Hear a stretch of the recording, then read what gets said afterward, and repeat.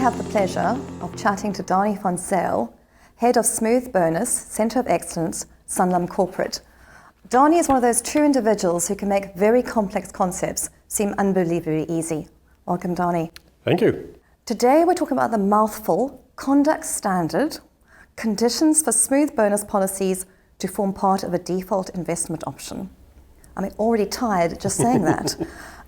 We've discovered on the 9th of October that the FSCA released their final conduct standard for using smooth bonuses portfolios as default investment options in retirement funds. This forms part of the wider regulations which has been widely reported in the media. For viewers not familiar with regulations, what are defaults and default investment options in particular? Okay. I think the best to explain it is to go back a number of years to the 1980s, when most members were invested in what we call a defined benefit retirement fund. So in that kind of retirement fund, members didn't make any decisions.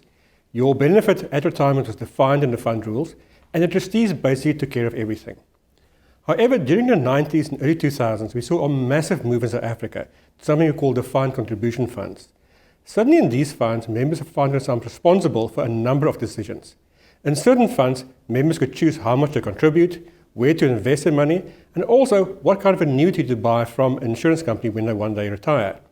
Now, certain members found that, all the flexibility quite wonderful, and they really thrived in this situation. But a lot of members found all the choices very bewildering. And we saw that during a number of our benchmark surveys that Sanlam did, and the concerns that members had. So the industry quickly realized that, hang on, you actually need to provide members with default options every time they can make a decision. Now, what we mean by that is it's a trustee-endorsed option for those members who don't make a decision. So, for example, let's say a member doesn't decide where to invest his money. Then the trustees will have a default option, let's say portfolio A, and the members can invest it in that until he makes another election. Now, what we've seen in South Africa, also overseas, is that the majority of members end up in these default investment options. Somewhere between 75 and 80% of members end up in these portfolios. Sorry, repeat that. 75 to 80%. By far, the vast majority of members don't want to make their own decisions. They realize that they don't have the financial skill to do it, and they're quite happy to trust the trustees to come up with a suitable portfolio for them. And I don't think there's anything wrong with it. Looking at South Africa, for instance, we have a large section of our member base who are not that financially sophisticated, don't understand financial markets, so I'm quite happy for them to invest it in the default investment option. The problem with that is there needs to be a lot of emphasis then on picking the right default portfolio. And there's a lot of responsibility on trustees to make sure this portfolio is appropriate for all their members. And that's really where the default regulations come in, saying wherever a member makes a decision, either on an investment choice or perhaps leaving the fund or one day retiring, trustees need to be there to provide them with a default option for these members to protect them. And I think this is quite relevant to the current situation, but also it's quite important then to make sure that all these default options actually hang together. So all those decisions about the different default options need to ensure that the member can get to retirement having a successful retirement outcome. You can't really pick these defaults independently of each other. They need to hang together as a coherent framework. Okay, so what does the default regulations require? So what are they looking for? And how does the smooth bonus conduct standards fit into the broader draft regulations? We're specifically talking about smooth bonus here. So the draft regulations that came out were published in 2017, and funds had to comply with that in 2019. So basically what it said is funds need to provide members with a default investment option, default preservation option when they leave their employer, and also a default annuity strategy when they one day retire.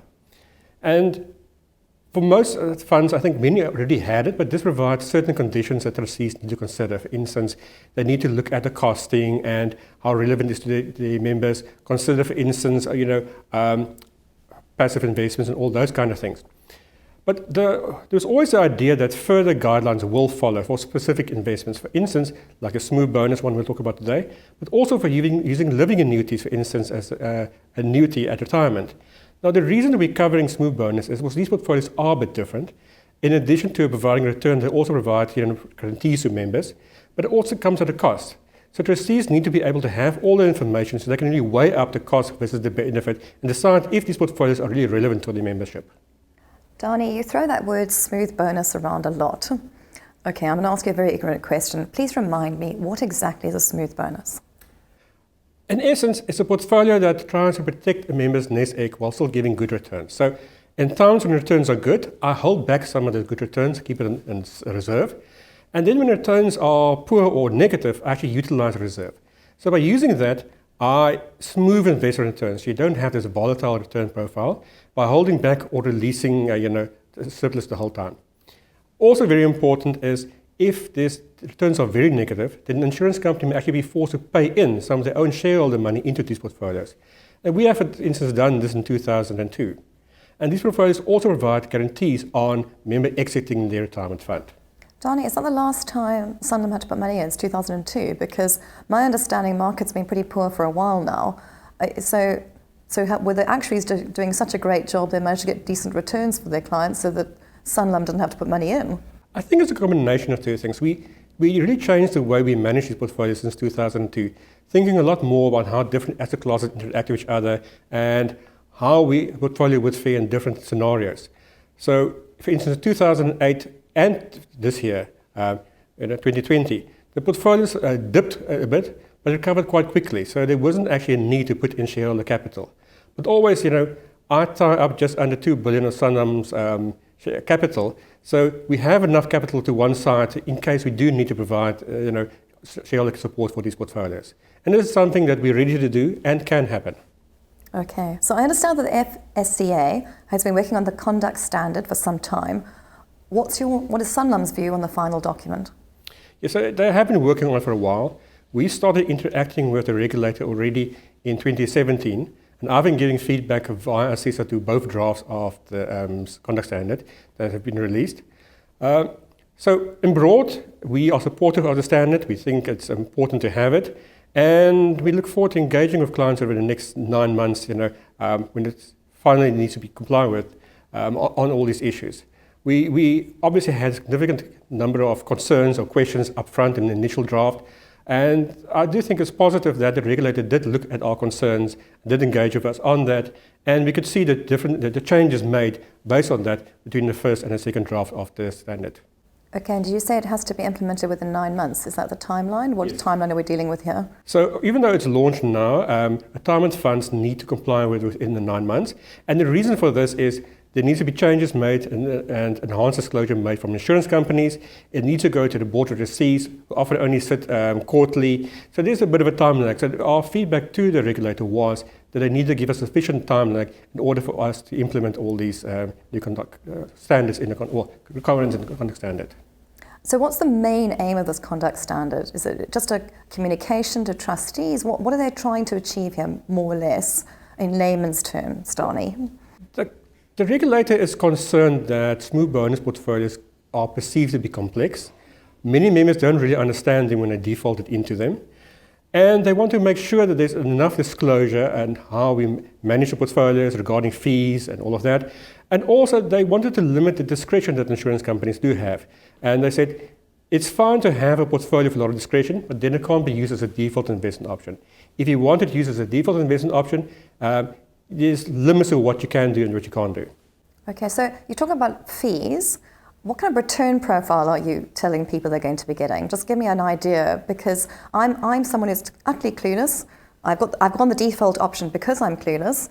Now, what am I supposed to know about the smooth bonus? I know that I won't lose lots of money. That's kind of what it's telling me. Definitely. But will I make any money? Oh, sure. So we're quite happy with our returns over the last while. But normally, let me put it this way, there's a range of portfolios out there with different guarantee levels. And you normally look simple, the more conservative ones give you sort of a long-term inflation plus 3 to 3.5 return profile. The more aggressive ones closer to inflation plus 4 to 4.5. So you can really decide what level of guarantees you want and what level of returns you need. So these are not aggressive portfolios. When the market runs 40% plus, you're not going to get a 40% return in a year. But still, I think many members, especially those close to retirement, will gladly settle for inflation plus 2 or 3% or 4% if they're more aggressive in a time when markets are volatile. And I've spoken to many members about to retire at the end of March this year, and they were all very fortunate to be invested in a smooth bonus portfolio when markets were tanking. And they were they see their co-workers losing about 10 to 20% of the retirement fund value in the last month before they retire. That's something that most members don't want to see. Danie, what can you tell us of the detail, specific details that a smooth bonus portfolio should comply with?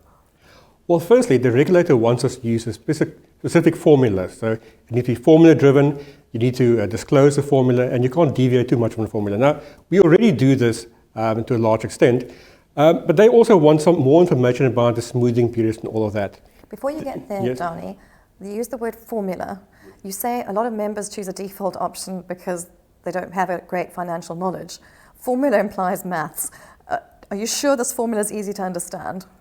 I think the onus is on us to try and make it easy to understand and also explain it. For instance, in our case, the formula basically just smooths investment returns over a 24-month period. But then when the market goes down significantly, I shorten the smoothing period. That's a nice way of saying I declare lower bonuses, get back to being fully funded again. And I think if most people can intuitively understand that, and I think it's important to have an explanation in words next to the formula. People get put off from seeing too many figures in a slide pack or a documentation. So that's quite important. And then there are some more technical details that the regulator wants us to include. For instance, if we ever take away non-vested bonuses, what will be the triggers for that? If we provide shareholder support for the portfolio, what form will this take? How long will this be? So those are things that have been disclosed in the past, but not always in one place. It's in different sections. And also, I think this goes a lot further than what insurance companies have normally been willing to provide. Then also there's a whole regulation on our strategic asset allocation, providing a bit of limits on the insurance company for making material changes to the asset allocation and then disclosing it to all the stakeholders. How does the standard, because this is the conduct standard, define materiality? Because each person has a different version of what that word means. Interesting enough, in South Africa, our financial services legislation is moving more to a principles-based approach. So the conduct standard doesn't really define the term material. Neither does the default regulations define what is reasonable or your competitive pricing, anything like that. The idea is that both retirement fund trustees and also the insurers need to decide for themselves what it is and if the impact is material enough or not. And they need to define it and be able to justify it when they engage with the regulator. So you say they need to define it, but it's principles-based. I'm just trying to explain that to me, Well, so I'm not missing that. They need to understand if they think the impact is serious enough that it is material or not. And that will differ from one case to another. Okay. So I think it provides more ownership and accountability on the trustees and the insurance companies rather than just following a standard formula. Okay. And a lot of it sounds like you need to explain it to people. If you can explain it, you're halfway there. So that's listening to the logic behind here, because in the past, you might have just said, default option, smooth bonus, I'm not going to explain it to you, and here's the answer. And now you're saying if somebody's in this, they need to understand the trustees need to understand what they're giving their members. Definitely. I think the regulator will go to trustees and say, you've chosen this option as a default option. What have you considered? What was the thinking around it? Why do you think it's appropriate for your membership and the risk profile? And trustees need to be able to answer that question. And obviously, insurance companies need to provide information to the trustees so that they can answer those questions. So it really boils down to a lot of communication, doesn't it? It's making sure people all have the same message. They're being communicated to. These wonderful actuarial, beautiful formulas are being explained that even a layman could understand. That's what we're talking about here, aren't we? Yes, it's important. There's a significant section in the conduct standard about communication. So firstly, where insurance companies offer these portfolios and they use as a default option, we need to ensure that the communication is correct, and clear. I think clear is the important part here. But and I think relevant common sense language perhaps coming in. What I also ask for is simple and easy to understand. Yes. Now, that's a bit more difficult in Africa, given that we have a very varied range of membership in different funds. So that will be a challenge, and I think we have done quite a lot of work, but I think there's still work to be done going forward. And at the same time, there's an onus on trustees now to make sure that where they offer that solution, that there's communication to members before, during, and after they actually invest in the portfolio. Okay, so after this conduct standard, which deals with smooth bonuses, what are we still waiting for? What other regulation is still to come into play? Well, after this one, the the regulator also released certain criteria for using a living annuity as part of your default annuity strategy. Now, there was a lot of feedback from the industry and retirement funds on this. I suspect there might be another iteration of this going forward, but we'll have to wait and see. Okay, and then final thoughts, Danie? Is there anything else you'd like to share about this industry? It sounds to me that Sanlam's quite far ahead in terms of being able to communicate this message. Are there any other thoughts on smooth bonuses and what we should be aware of?